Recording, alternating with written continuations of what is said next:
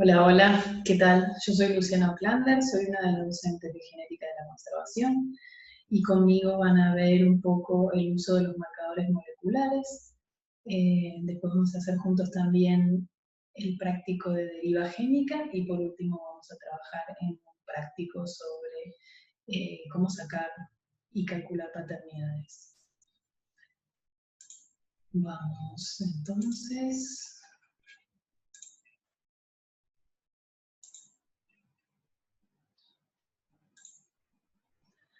Bueno, ya les conté mi nombre, yo trabajo en el grupo de investigación en genética aplicada, que también es parte del IBS, de la UNAM y del CONICET, y en la Facultad de Farmacia y Bioquímica de la Universidad de Buenos Aires.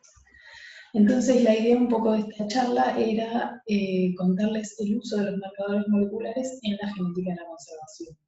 Yo para esto les había ya adjuntado 3 trabajos que me parecen súper interesantes. Si bien el primero de Difiore es bastante pesado, lo sé, por lo menos les pido que lo lean hasta la página 220. Ese trabajo trata, hace un resumen de todos los análisis que se pueden hacer de flujo génico, comportamiento y filogeografía sobre primates, pero es aplicable a mamíferos y a varios otros taxa. Otro trabajo que yo les recomendé fue el de Coates 2018, que se trata sobre las unidades de conservación, porque ha habido varios cambios respecto a lo que serían estas unidades de conservación, y por eso me parecía muy interesante darles bibliografía actualizada. Y por último, un trabajo que se trata sobre reintroducciones y translocaciones, que es un review donde compila todos los trabajos donde se ha aplicado la genética para este tipo de prácticas. Desde ya les digo, yo les voy a ir contando en esta clase los 3 trabajos y más cosas, pero sería muy interesante si pudieran leer los 3. Bueno, empezamos. ¿Cómo medimos la genética de la conservación? Por un lado tenemos todo lo que se denominan marcadores moleculares, ¿no? que están dentro de lo que son las secuencias de ADN, que pueden tener ubicación conocida o desconocida. Entonces, dependiendo de las preguntas que nosotros tengamos, de las hipótesis que tengamos, podemos estudiar distintos marcadores moleculares, usar distintas partes del ADN que nos van a dar distintas respuestas. Además, con el tiempo, estas técnicas han ido avanzando y han ido evolucionando, y antes estudiaban algunos fragmentos del ADN, pero ahora también se puede realizar una secuenciación total del genoma. Entonces, estamos avanzando cada vez más con estas cosas. Por un lado, se puede estudiar el ADN genómico, que sería estudiar tanto el linaje materno como el linaje paterno. Siempre estoy hablando, ¿no?, de organismos con 2N.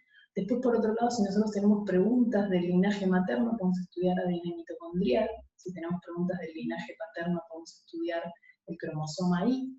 Y si tenemos ahora la capacidad de realizar estudios genómicos, eso es poder estudiar muchísimas partes del ADN, muchísimos loci, que se hace generalmente con Next Generation Sequencing, que sería secuenciación de la nueva generación, que esto les voy a explicar un poco más en la clase siguiente. Bueno, ¿para qué sirve? Nosotros, a nivel de política de la conservación internacional, lo que se dice es que tenemos que conservar la biodiversidad en 3 niveles: en el nivel ecosistema, en el nivel especie y en el nivel genético. Entonces, sobre todo para este nivel genético es que nosotros necesitamos conocer la genética de estos grupos. Entonces, para conocer la genética de los taxones, nosotros tenemos, por ejemplo, que conocer distintas características del hábitat. Por ejemplo, si nosotros tomamos una especie, que sería la unidad de por sí en la que se aplica la conservación, ¿no? O sea, nosotros tenemos, por ejemplo, pedimos un subsidio para conservar una determinada especie, queremos ver qué ha pasado con esta especie, qué pasó con su distribución histórica respecto a su distribución actual.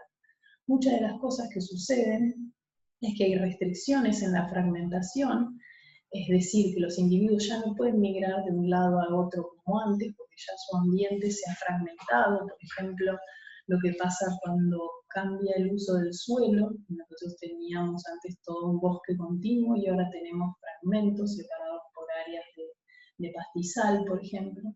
Eso va a afectar de alguna manera la dispersión de los individuos. Entonces, este tipo de fragmentación podemos verla a través de análisis genéticos.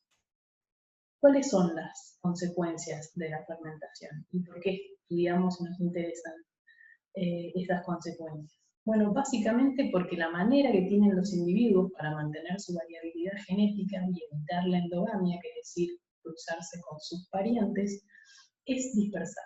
Cuando llegan a la madurez sexual, los individuos suelen irse de sus grupos, algunas veces los machos, otras veces las hembras, otras veces ambos géneros, y con eso evitan cruzarse con hermanos, con primos, con padres, etc.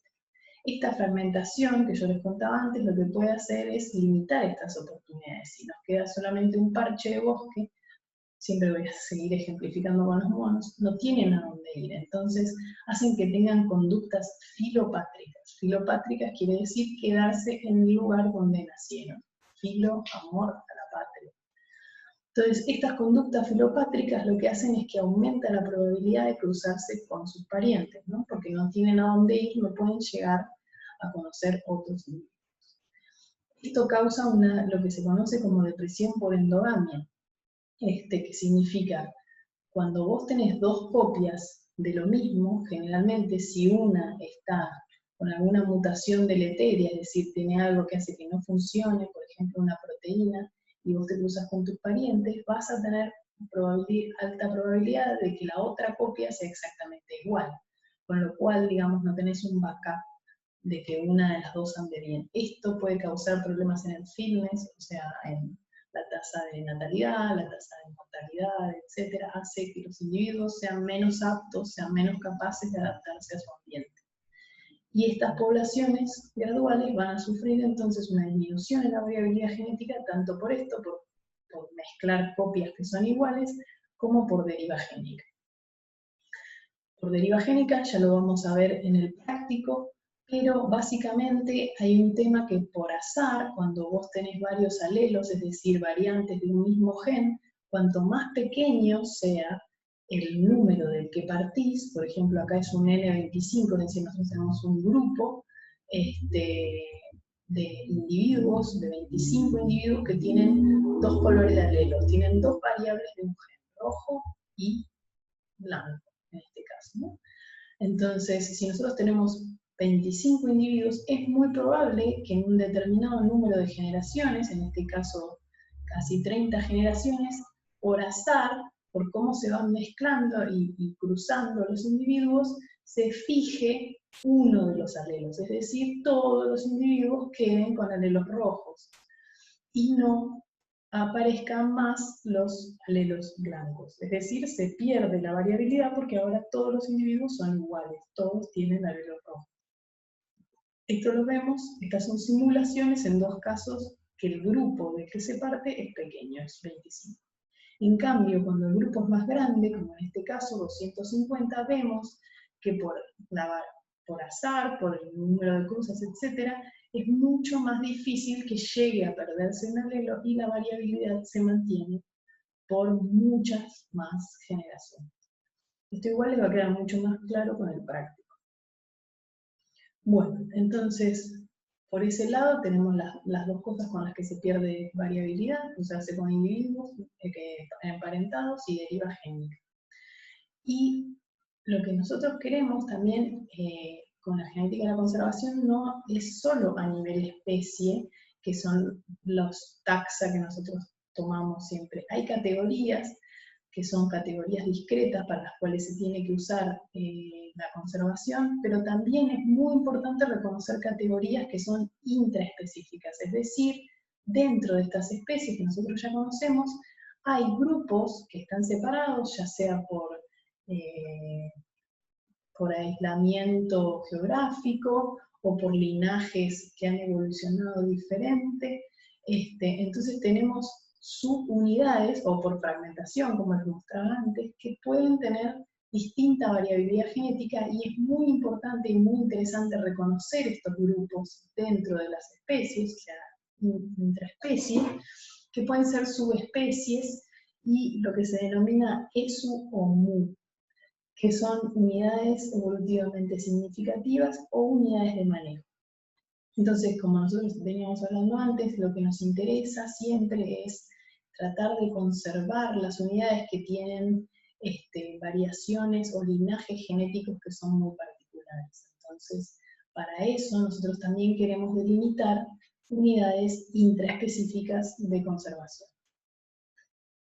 Estas unidades evolutivamente significativas han ido modificándose, lo que es su definición desde un comienzo, como se han ido modificando también los análisis de ADN. En un momento, en los años 90, Moritz había definido que las ESU debían ser recíprocamente monofiléticas, paralelos de ADN mitocondrial, y mostrar una diferencia significativa en la frecuencia de los alelos de los nucleares. Ahora, como vemos, como ya tenemos, por ejemplo, la genómica, donde nosotros podemos analizar muchos más, vamos a ver, y ahora les voy a mostrar cómo se han ido modificando estas definiciones. Las unidades de manejo, por su lado, son más fáciles de discernir porque básicamente se diferencian no en que tengan particularidades únicas, sino que pueden tener diferencias en la frecuencia de estos alelos entre unas poblaciones y otras. Y son unidades demográficas independientes caracterizadas por un flujo genético restringido, es decir, pueden ser grupos o pueden ser subpoblaciones que ya tienen algún corte en el medio, con lo cual los individuos de este grupo ya no se pueden cruzar con estos, entonces tienen restringido el flujo génico y se están diferenciando cada vez más. Y las MU son más pequeñas, es decir, varias MU pueden formar una ESU más grande, ¿sí? Entonces, cada vez estamos viendo niveles más grandes de variabilidad genética. Entonces, como les contaba antes, las definiciones de ESU han ido variando con el tiempo, y básicamente en lo que no estaban de acuerdo los autores de los distintos papers para poner los límites en lo que era una ESU o no, era si tenían variación en los genes adaptativos o tenían un aislamiento solamente en los genes neutros, que sería lo que se ve en este eje. Pero lo que es importante realmente para nosotros saber es que para lo que sirven estas definiciones son para darnos cuenta que las especies no son genéticamente uniformes, sino que están estructuradas en poblaciones históricamente aisladas que merecen ser consideradas para conservarlas y representar una diversidad genética única. Entonces, nuestro objetivo, como es proteger la biodiversidad y mantener los procesos evolutivos, es muy importante también tener estas definiciones claras. Ahora, con el avance de la genómica, como ya podemos muestrear tanto marcadores neutros, que serían los que nos muestran el aislamiento histórico del eje de las X, como marcadores adaptativos, es decir, que están sometidos a selección natural, nosotros ya ahora podemos tener una base más fuerte para saber lo que es una ESU y estar todos de acuerdo. También es interesante tener en claro que todo esto es un continuo, o sea, si bien lo que nosotros utilizamos siempre históricamente son las especies como unidades de conservación, y ahora también nos interesan estas subunidades un poco más pequeñas dentro de las especies, tenemos que tener en claro que igualmente todo esto es una construcción que forma parte del continuo, porque muchas veces entre las especies también se puede dar intercambio genético, lo que se llama hibridación, que con el avance de la genómica se ha visto que no es tan raro como se solía pensar. Entonces hay introgresiones genéticas de que algunos grupos de dos especies pueden tener intercambio genético entre sí. Eso no inhabilita que sigan siendo especies, pero es importante que nosotros tengamos en cuenta que es un continuo y que nosotros los estamos separando para efectos, digamos, de conservación, ¿sí? Nos interesa aislar los grupos para definir y para preservar esos grupos que tienen entidades genéticas únicas. Entonces, después de saber todo esto, saber cuáles son las especies, cuál es la diferencia que tienen dentro en sus unidades internas, las especies, si es que las tienen, si no es que no hay una variabilidad total, esto se puede utilizar también para categorizar estos grupos, ¿no? O sea, pueden estar en más peligro o en menos peligro. Lo que hace generalmente el CITES, que es el Convenio de Comercio Internacional de Especies en Peligro de Fauna y Flora Silvestre, o la IUCN, que es la Unión Internacional para la Conservación de la Naturaleza, es categorizar las especies, subespecies o grupos en determinadas categorías, más amenazado, menos amenazado, etc. Y esto lo hacen con determinados criterios. Estos criterios se fijan muchas veces en la tasa de deforestación, el número de individuos que quedan, cuál es el área que ocupan, si son endémicos de algún lugar muy pequeño, etc. Pero hasta ahora no tienen en cuenta la variabilidad genética. Entonces nosotros, por lo menos en el grupo de los primatólogos, estamos intentando que uno de los criterios que se utilice para el diagnóstico del estatus de amenaza sea la variabilidad genética que poseen las poblaciones de estas especies. Y por último, también nos sirve tanto para el manejo in situ como para el manejo ex situ. In situ sería las poblaciones silvestres y ex situ sería en los lugares de cautiverio. Entonces, las herramientas genéticas nos sirven para conocer un montón de datos de...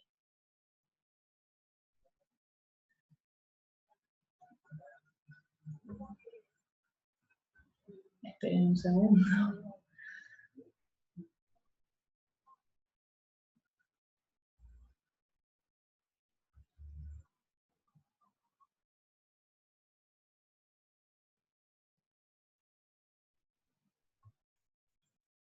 Bueno, disculpen la interrupción.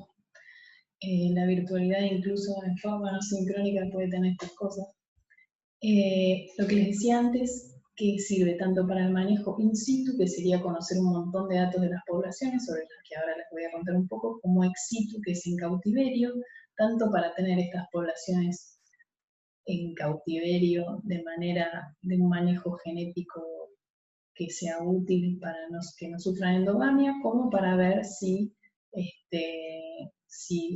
llegan a ser parte de un programa de rehabilitación, de reintroducción, hacer a conciencia, sabiendo qué genética estamos introduciendo en el lugar que se reintroducen los individuos. Entonces,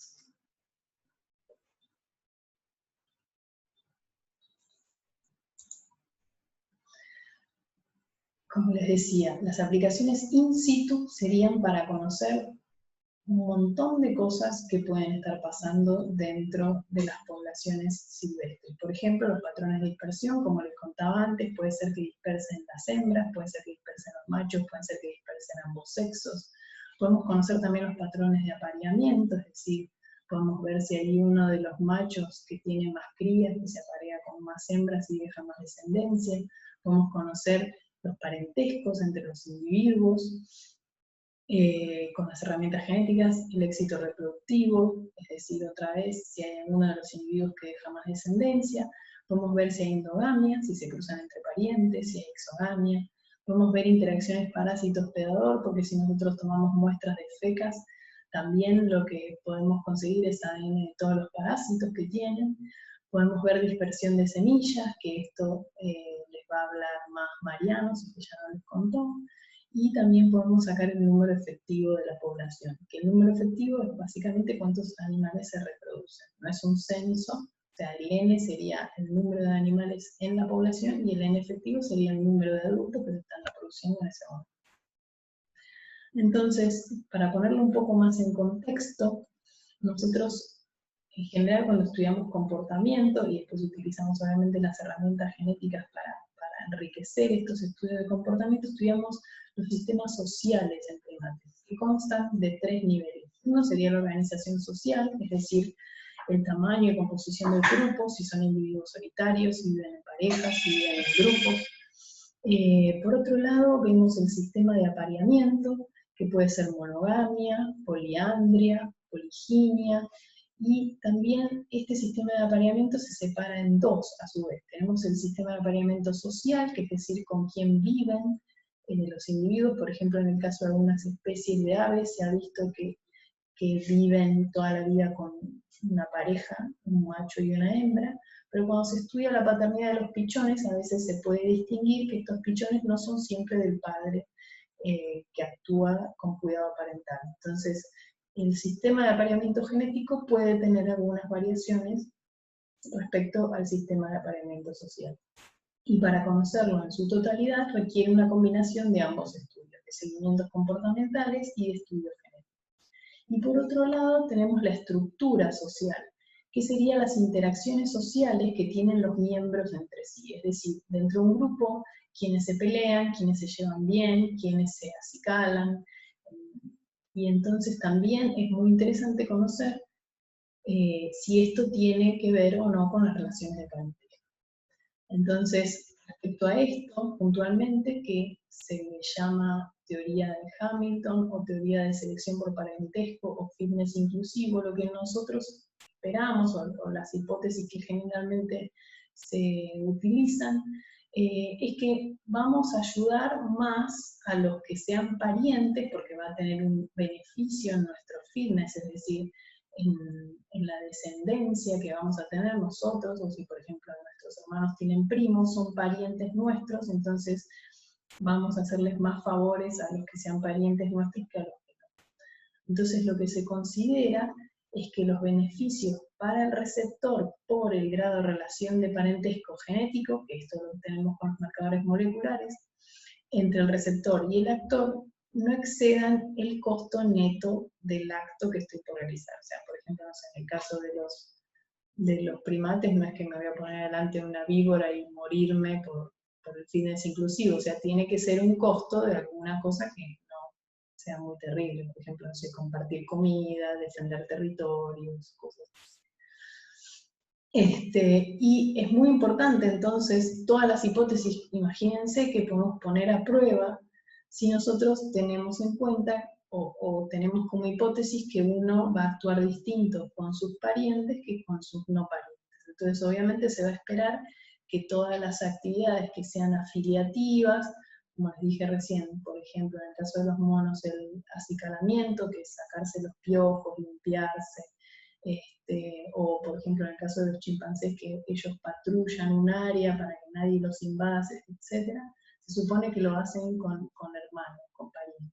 Entonces todas las hipótesis que pueden llevar a que te pelees más con los otros, y esto es considerado como nepotismo.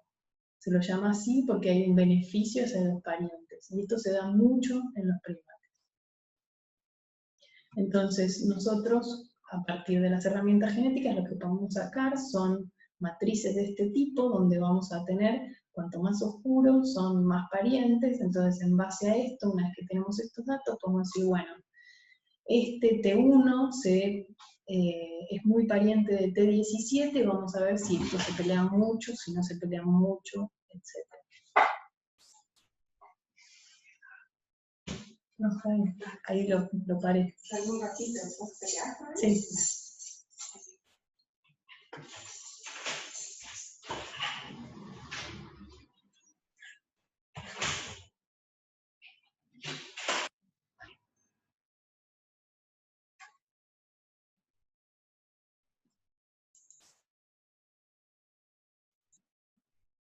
En el caso de parentesco y paternidad, ¿cómo calculamos esto? Lo calculamos con unos índices que se llaman de verosimilitud, que básicamente lo que hacen es comparar la información genética que tiene el individuo con la información genética que tiene el grupo al que pertenece. Entonces, por ejemplo, con estos alelos que yo les estaba contando antes, que son variantes de un mismo gen, por ejemplo, si nosotros tenemos un papá y una mamá que tienen alelos rojos, la probabilidad de que pasen a su hijo es 1 alelo rojo, ¿sí? Porque los dos tienen rojo, a su hijo le pasan rojo. Entonces la probabilidad es 1. eso se compara con la probabilidad que hay en la población, que sería la frecuencia de ese alelo rojo en la población. Entonces, básicamente, haciendo esas mini comparaciones de qué probabilidad hay que te lo hayan pasado tus padres, o que lo compartas por ser hermano, que lo compartas por ser nieto, respecto a la frecuencia en la población, es el cálculo que se va haciendo para cada uno de los alelos, y se sacan lo que se conocen como índices de paternidad o coeficientes de parentesco, que como se hace para un gran número de alelos, se hace con programas. Muchas veces los índices de paternidad se hacen con el programa Servus, y los de coeficiente de parentesco con el programa Kindred, pero hay varias otras herramientas que se pueden utilizar. Esto lo vamos a ver más a fondo cuando hagamos el ejercicio de paternidad. Por otro lado, tenemos los estadísticos de Fisher, que son esta serie de Fs que vamos a ver, que lo que miden son las diferencias entre poblaciones, subpoblaciones o grupos. ¿Y qué hacen?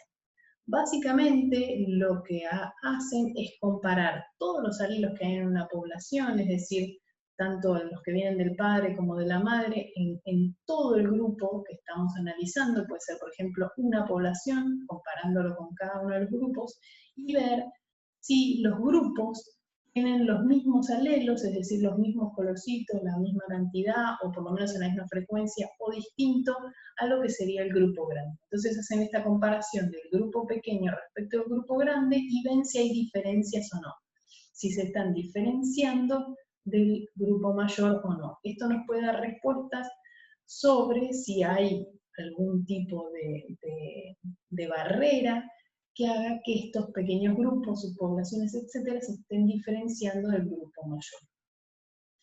Entonces, compara las variaciones en estos niveles jerárquicos menores respecto de un nivel jerárquico más inclusivo. Entonces, al hacer esta cuenta, si nos da 0, ¿qué quiere decir? Que no hay diferencias básicamente entre el grupo grande y el grupo chiquito que nosotros estamos analizando. Eso quiere decir que los individuos van y vienen, se cruzan entre todos, y que los alelos, entonces, están igualmente repartidos en todos los grupos. Entonces, 0 sería lo que le llaman panmixia, es decir, que todos tengan probabilidad de cruzarse con todos y no haya diferenciación. En cambio, cuando este número empieza a darnos más alto, significa que cada uno de los grupos tiene alelos de pocos colores comparado con la población grande, y que se están diferenciando estos grupos o subpoblaciones. Y cuando tenemos más o menos un número de 0,15, podemos decir que hay una diferenciación bastante alta entre estos grupos. Si lo utilizamos estos estadísticos de Fisher para ver las diferencias entre sexos, el que nos dé más similar a 0 va a ser el sexo que dispersa. ¿Por qué? Porque va a tener sus alelos representados igual en los grupos más pequeños que en los grupos grandes. Esto quiere decir que entonces esas hembras o machos están yendo y viniendo y dejando sus genes por todos lados igual. Hay otros estadísticos de Fisher que miden la diferencia a otros niveles jerárquicos, que sería entre individuos dentro de las subpoblaciones. Y esto nos sirve para medir el grado de endogamia o exogamia que puede haber. Y finalmente FIT, que mide las diferencias totales entre los individuos. Estos análisis se llevan a cabo mediante ANOVAs, que son una estadística particular, con programas Arlequín y FSTAT, o con programas nuevos. Ahora se usa mucho R, que tienen toda una serie de pipelines para poder hacer estos cálculos. Entonces, ¿qué predicciones tenemos? Cuanto más grande sea el FST, nosotros vamos a tener un mayor grado de diferenciación genética. ¿Y qué esperamos? Vamos a esperar que haya una mayor diferenciación cuando la tasa de dispersión sea baja, cuando no puedan ir los individuos de un lugar al otro por alguna barrera. En cambio, esperamos que haya una menor diferenciación cuando la tasa de dispersión sea alta. Esperamos también un mayor FST cuando el hábitat esté subdividido respecto a hábitats continuos. Cuando los fragmentos estén más distantes, va a ser más difícil que los individuos puedan pasar de un lugar al otro para intercambiar flujo génico, que cuando los fragmentos estén más cercanos. Cuando los fragmentos tengan un N pequeño, esto por deriva génica, comparado con cuando los fragmentos tengan un N grande. A su vez, el flujo génico entre grupos si llega a disminuir, los grupos van a tender a homogeneizarse, como vimos antes por deriva génica. Si nosotros tenemos un grupo chiquito de individuos, va a tender a fijarse algunos alelos, como habíamos visto, que quedan todos rojos o todos blancos, y se van a diferenciar de otros que por azar se van a fijar otros alelos. En uno se va a fijar el rojo, en otro se va a fijar el blanco, por ejemplo. Y cuantos más pequeños sean los fragmentos, menor va a ser el número de individuos, mayor va a ser la probabilidad de que te cruces con tus parientes, porque menos es el número de individuos, y la fijación por alelos también, por deriva, va a ser más probable. Entonces va a haber una mayor pérdida de variabilidad genética. Esto básicamente es lo que nos preocupa.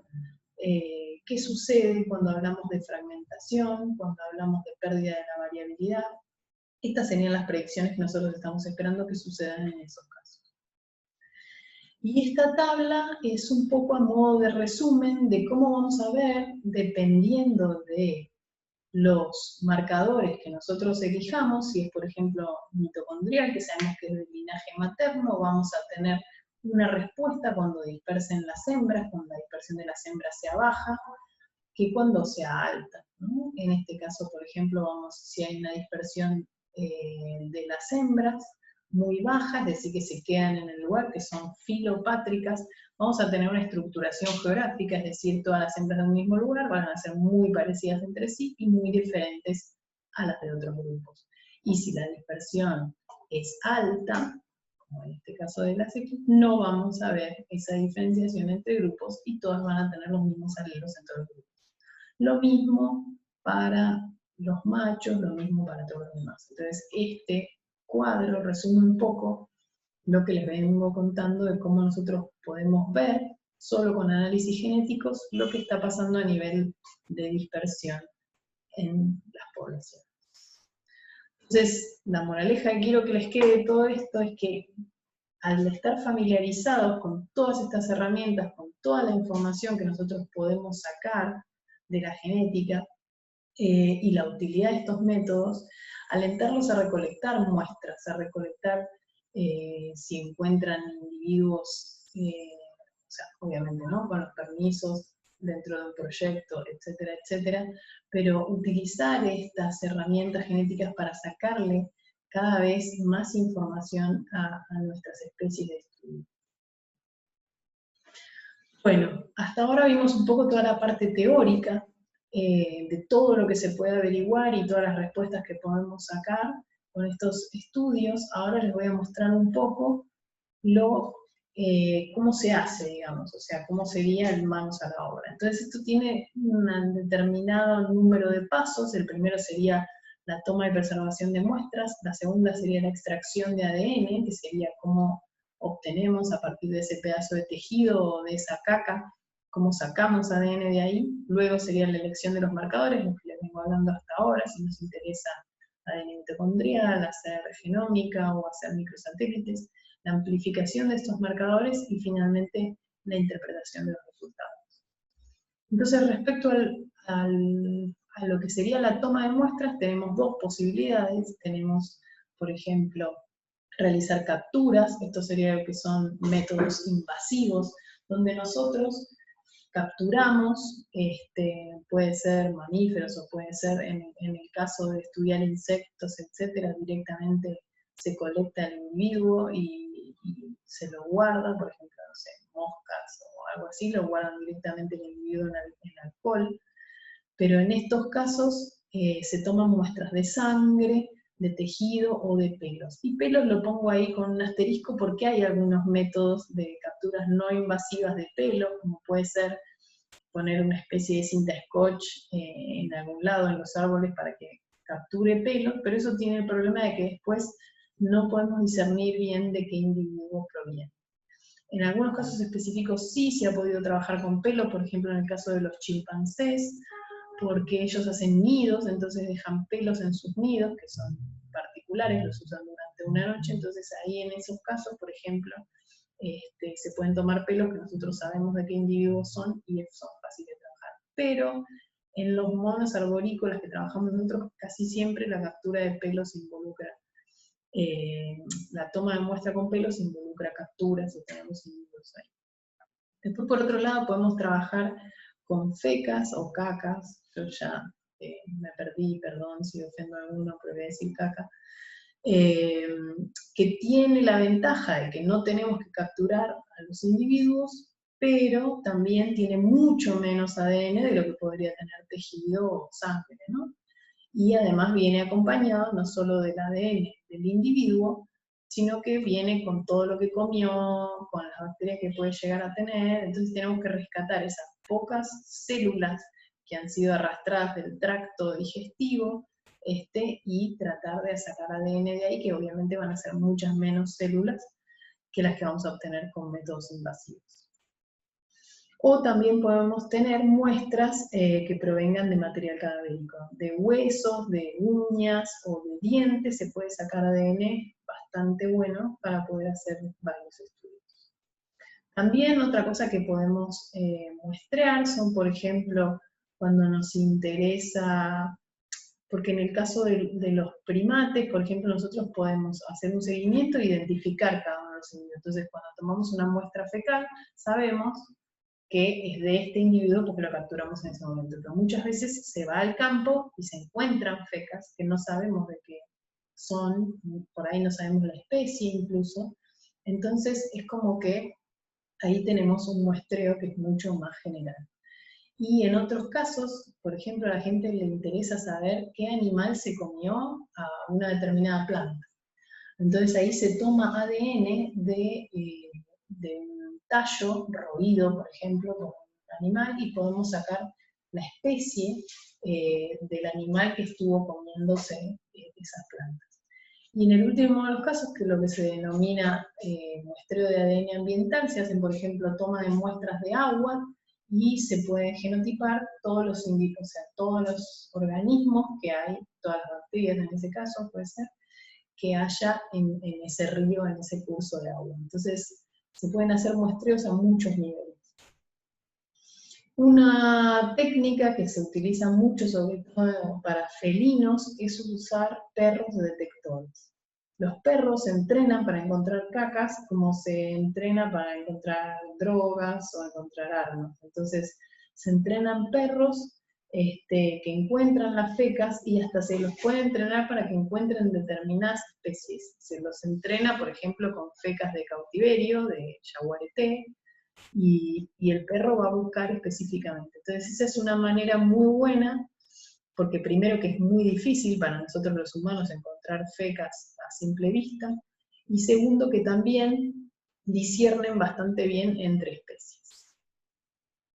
Y después, ¿por qué es muy importante tener ADN en cantidad y calidad? Porque, como les decía antes, son muy pocas las células que nosotros podemos recuperar de las muestras no invasivas que son del individuo. La mayoría de las células que nosotros vamos a recuperar van a ser de todo lo que comió y de todo lo que produjo su sistema digestivo.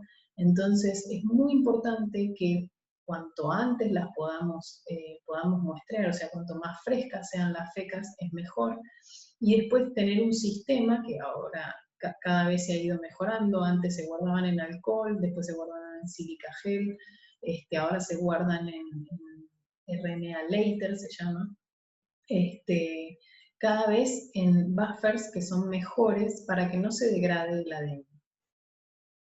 Y también es muy importante tener cuidado entre las muestras, sobre todo nosotros que trabajamos con primates, nosotros somos capaces de contaminar las muestras, porque varios de estos genes que después nosotros queremos amplificar también están en humanos. Entonces, si yo tomo la muestra de un mono y le estornudo arriba, lo más probable es que lo contamine, y después cuando vaya a amplificar cosas salgan mis genes en vez de salir los genes de los monos. También cuando estamos estudiando distintas especies tenemos que tener mucho cuidado de no mezclar, y en el caso, por ejemplo, que nosotros querramos ver paternidad, también en el caso de los monos es bastante difícil, por ejemplo, juntar las cacas de las crías sin que se te mezcle con el de la madre, etc. Pero esto es muy importante porque si no, después nos va a dar una mezcla de los genes y no vamos a poder discernir de qué individuo. Bueno, segundo paso, una vez que nosotros tenemos el ADN y lo tenemos en un buffer donde se conserva bien hasta ir al laboratorio, tenemos que sacar el ADN de esta muestra. Básicamente todos los sistemas que hay para sacar el ADN de esta muestra son recetas de cocina, que cada vez se han ido mejorando más, y ahora existen lo que se llaman kits comerciales que vos comprás, es como si fuera una exquisita, pero para extraer ADN, donde básicamente los pasos son siempre los mismos, se trata de abrir la célula, separar lo que serían las partes lípidas del ADN, y se van haciendo una serie de cosas así que en un laboratorio te dicen pipetear tanto del buffer 1, del buffer 2, y si tenés suerte, no en el caso de las fecas nunca van a ver esto, pero en el caso de ADN de tejido y eso podemos llegar a ver el ADN de esta forma. Luego viene la elección de los marcadores, que como les decía antes va a depender de mis preguntas. Si yo quiero saber, no sé, ¿son las hembras las que dispersan? Bueno, voy a estudiar ADN mitocondrial. Si yo quiero saber si son los machos, voy a estudiar el cromosoma Y. Si quiero saber algo poblacional, voy a estudiar marcadores de todo, marcadores del genoma. Y así, igualmente, cómo vemos esto nosotros? Esto es antes de genómica, ¿no? Esto es genética. Nosotros elegimos esas partes que nosotros queremos ver y usamos esto que es la PCR o Polymerase Chain Reaction, que se da en estos cicladores, que básicamente son como fotocopiadoras que hacen muchas copias de la partecita del ADN que a nosotros nos interesa. Entonces, si es con secuenciadores automáticos, después vamos a ver cosas así, si estamos viendo análisis de fragmentos, o podemos llegar a ver las secuencias de esta manera. Y si es en geles, lo vamos a ver así. Estas máquinas que copian muchas veces, ven, acá está, parten de una molécula de ADN, nosotros les ponemos los primers o cebadores, que serían las partes del comienzo y del final de la partecita que a nosotros nos interesa estudiar de todo el ADN, y empieza a hacer muchas copias. Esto se lo quería mostrar porque en el caso, esto es cómo hace las copias, en el caso de que yo tengo muestras de tejido, como ven, empieza a hacer las copias enseguida, y tenemos un alto número de copias. En cambio, cuando se proviene de cacas, muchas veces tarda más en empezar a copiar, porque tarda mucho más en encontrar esas pocas células que son del mono, y que no son de todas las hojas que se comió, de los parásitos que tiene, y no se llega generalmente a los mismos niveles de copias, pero igualmente es útil. Y en algunos casos es importante destacar que podemos llegar a no obtener las muestras genéticas que nosotros queremos a partir de caca, ¿no? Porque está muy degradado o por varios otros factores. Entonces, acá les muestra un poco lo que hace, desnaturaliza el ADN, pega las secuencias, esta que les dije del comienzo y del final, de la secuencia que a mí me interesa, y la copia con la polimerasa. Entonces, en mi caso particular, y muchos de los estudios que se han realizado antes de que existiera la genómica, se hacían todos estos estudios poblacionales con microsatélites, que eran marcadores neutros en su mayoría, que están dispersos en todo el genoma, y que son repeticiones en tándem de secuencias muy cortitas, como puede ser CA o GATA o cualquier secuencia así muy cortita con 2 o 3 o 4 pares de bases. Entonces, cuando la polimerasa se desliza, se le llama que hace estos tartamudeos genéticos, y entonces hay una gran variabilidad de estos alelos en todo el genoma. Son abundantes y están dispersos tanto en regiones codificantes como no codificantes, y son heredados codominantemente, es decir, del padre y de la madre. Entonces, lo que nosotros vemos, acá ven, por ejemplo, ven la parte de adelante y la parte de atrás son iguales, pero varían en el número de repeticiones de esta secuencia cortita, que en este caso es GAGA, por ejemplo. Entonces, los individuos pueden tener 1 o 2, o sea, ser homocigotas o heterocigotas para estos marcadores. En este caso, les muestro, por ejemplo, estos son 4 microsatélites en un individuo y para todos son heterocigotas. Entonces, es decir, cuanto más a la derecha tendrían más número de repeticiones, este tendría un mayor número de repeticiones que esto y sería heterocigota. Son heterocigotas porque tienen distintos alelos, pero esto es un poco como se ven también. No es todo tan lindo. Algunas veces podemos ver patrones así, nosotros ya si estamos familiarizados con ese marcador sabemos que esto es un heterocigote. Pero para que vean que tampoco es tan simple la interpretación de los resultados. Esto es sacado de humano, por ejemplo, como se ven, acá se ve muy claro, este es un heterocigota, este es un homocigota, y en este caso comparamos, por ejemplo, los fenotipos los alelos de la madre, del hijo y del padre, para ver si comparten o no comparten. Esto otra vez se los voy a explicar mejor en la clase de paternidad. Bueno, acá voy a cortar y les voy a armar otra presentación sobre cómo hemos aplicado en mi grupo y durante todo mi trabajo como investigadora, todos estos estudios que yo les conté, cómo fueron aplicados a una especie en particular, al Huata Caraya, cada uno de estas cosas que les conté. Así que nos vemos en un rato.